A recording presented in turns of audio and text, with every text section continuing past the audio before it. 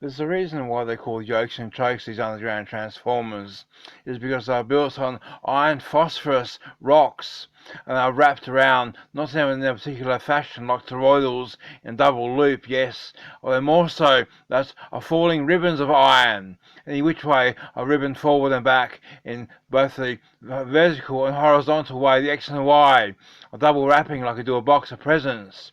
That way of making two primary coils, obviously, on this iron composite rock in a radial transformer fashion, obviously, what we find from the diggings.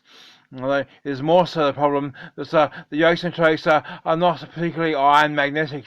Later on in the period after the 1930s, or 1830s it would be, even 1720s really, from 200-300 years ago, before our current rebuild of the city, the previous city, we had a lot of these smelter sheds all along the coast here in SA, making iron for England, obviously, and Scotland.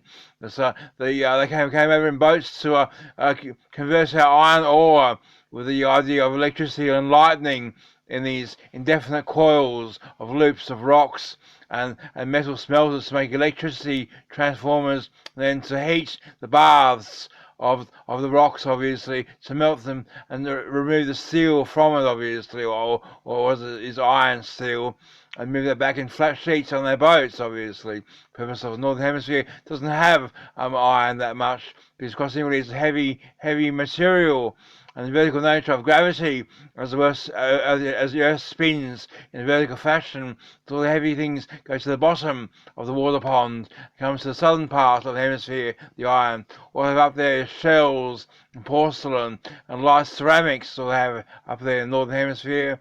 Realise that it is how gravity is vertically, not horizontally, like you know. It's easy to say that with the heavy rains and heavy falls and heavy winds of soil that come from the surrounding area, the soil dumping of trucks and soil from the overflow of the waters from the river, lakes and beds, the chain of ponds, the chain of floods of muds, and all is washed out with mud all over again, new layer of mud covering all the cities and grounds and all the suburbs and areas, all covered with mud, as if it were a big sleet of mud, not quite the ice age, the mud age, as it were, playing in mud on the beaches, obviously. Kids do know, but when mud is so heavy to cover all the ground, make a whole new ground surface, and then new inhabitants of people, a new village coming over to re-inhabit Australia with the old travel of world boats. They used to be there. Let's build again, city again on level ground, higher than before. The previous city sinks into these mud ravines. We have a number of stacks of as it were, cheesecakes to you. Yes, that's right. A stack of cheesecakes,